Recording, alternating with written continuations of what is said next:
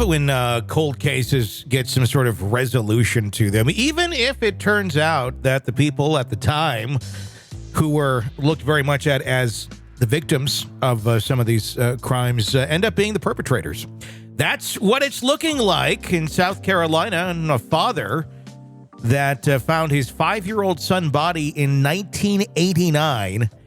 He's now accused of being the man behind the actual murder itself. It's a chilling twist in this decades-old case. It shocked the community. The father was once captured on film, and we're going to play the audio of that back here in a second. Discovering his 5-year-old son lifeless body, is now facing murder charges all these years later. Victor Turner and his wife Megan Turner arrested in Cross Hill by the Berkeley County Sheriff's Office in connection with the death of Justin Turner. Let's go to that old videotape from 1989, and this is Channel 2 in Charleston. This is the actual news story that played all those years ago. The early morning fog lent an eerie atmosphere to the search for 5-year-old Justin Lee Turner. The Moncks Corner elementary student was last seen Friday morning walking to a bus stop. A search through the boy's neighborhood that night turned up nothing, but search crews Sunday were determined. But just go all the way, cross.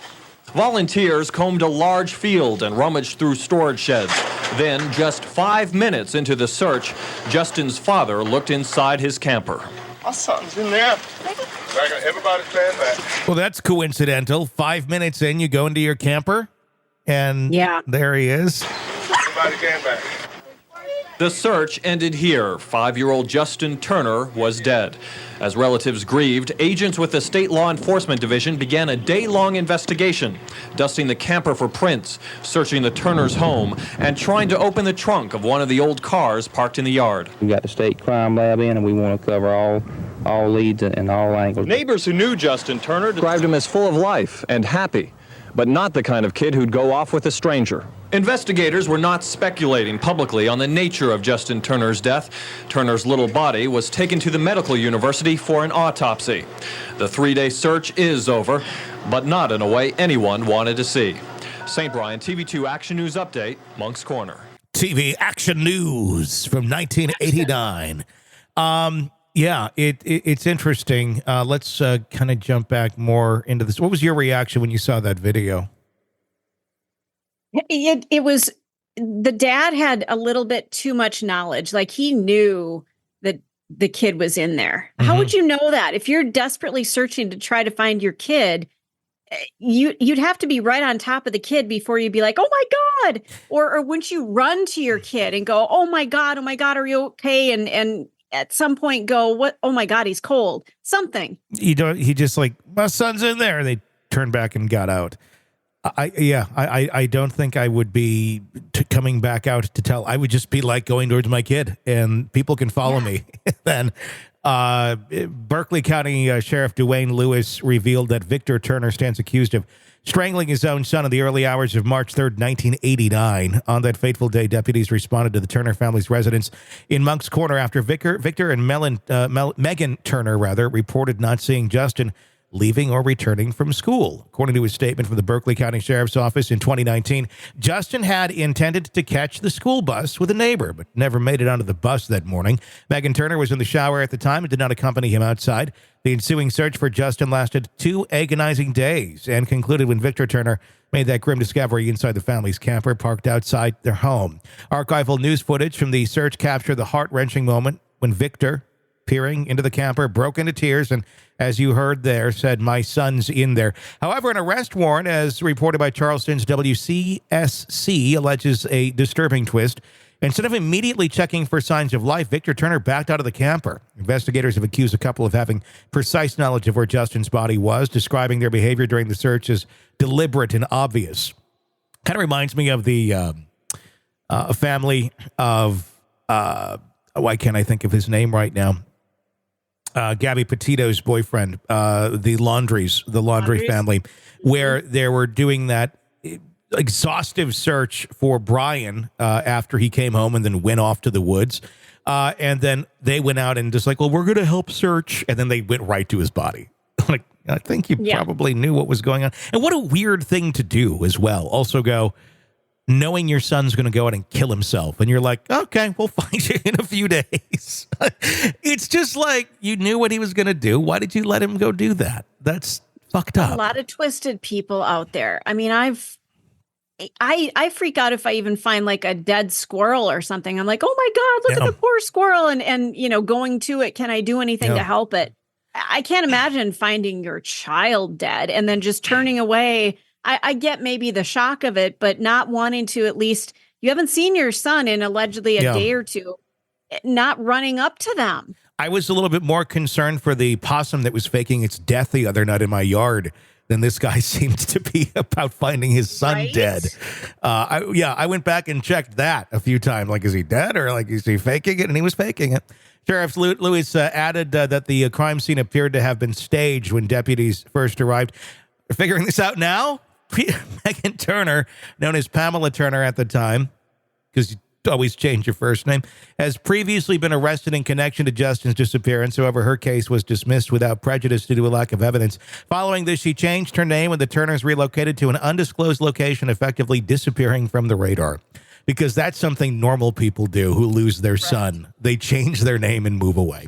Decades passed before local cold case investigators decided to re-examine the tragic case in April of 2021, utilizing cutting-edge forensic technology and pursuing new leads. They uncovered crucial evidence shedding light on Justin's fate. Forensic analysis and autopsy results revealed that Justin's body had been placed inside the Turner's camper shortly after his death.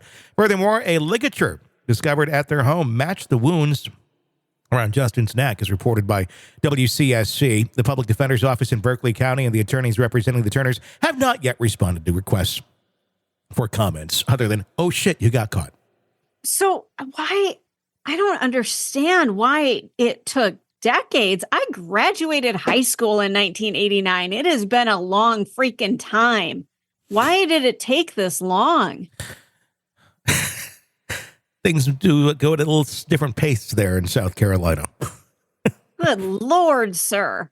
Yeah. I don't know. Maybe it was the same crew that's over in Colton County in the Alec Murdaugh case. I blame Alec Murdaugh, actually. I'm going to say Murdaugh is connected to this one. I wouldn't be surprised at this point. This Becky is Hill. insane. No. Things are done differently there. That's saying the least. But I don't know. Like I said, they were saying it's new technology, forensic technology, and somebody had a little extra time on their hand and said, I'm going to look at this old cold case and see what we can find out. And it went somewhere. That's the thing with there's so many cold cases that are sitting there.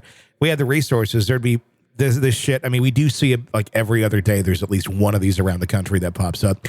But if we had the resources to do it, you'd have tons of these, I think, every single day popping up with the amount of technology that we have and the ability to decipher and go through it and identify things. And AI is only going to make it easier. That I think is, people aren't seeing that part of the equation yet either, because essentially AI, especially if we're talking about word AI, as it gets better and better and better, it's like a calculator for words. That's a great way to put it. Where basically you can put so much information and it will decipher things in such a more finite, minute, factual way. And yes, people go, well, some AI is completely, you're right. It's there's a lot being developed in it right now, but it's getting there, and it's getting there at a very fast pace. And there's going to be a point where in some of these cases, that's going to be a massive tool, I think, to use for attorneys. Just input everything. What's a good defense for this? What's going to be the most effective? And it's not just going to be someone's opinion or guessing or this or that. And as far as, finding facts and digging into things and looking at things and clues that maybe we miss as human beings, that is going to also be very much impacted. And I think there's going to be so many cold cases that will be solved. So anybody who's out there that's committed some sort of heinous crime, your day's coming. Your day is coming. So now it's up to you if you'd like to be caught or if you'd like to just kind of find an exit plan. That's on you at this point. But it's amazing what we're able to do today. With AI, I've been reading, they're using it now in veterinary medicine. They're using it in human medicine. And basically what AI looks for is trends and coincidences and things. And it's just a better way to think. It doesn't mean that we need to take doctors and lawyers out of, and law enforcement out of the equation. We need them, but it is a tool. It's like using DNA. It's one more thing to add to your tool list of how can I decipher what information I've been given? And it just gives the human mind another way to think and another perspective. Well, I use it all the time when we're talking about a story, or if I'm getting ready for the week's interviews and such. I'm trying to figure out, okay, questions or angles, or if I get a giant article, I can throw that and say, give me the main bullet points out of this, or I can ask it things rather than me having to sit there and decipher and read through it for hours on end. I can get that sort of work done in 10 minutes now, which is amazing. And it can also be done in real time, too. I've used it several times during an actual interview when we're on a topic and I'm thinking, what about this? And if I don't have time to go and decipher the information, I can type in what is it, and then boom, I get my answer, and then I can continue on completely flawlessly. It's amazing what it can do. If you've not used it yet, it's not this big scary boogeyman. Could it be? Could there be used for ill intent? Of course, everything can and will be. But for good, this is it's quite amazing. We thought the advent of computers and having the internet and all that was a big thing, which I thought would be the biggest thing of our lifetime. Nope. No, it's this. This is a changing in dynamics of the world, and we aren't going back. So. Embrace it or die. Right? That's kind of how I feel about it. But no, I'm amazed every day at the new stuff with it.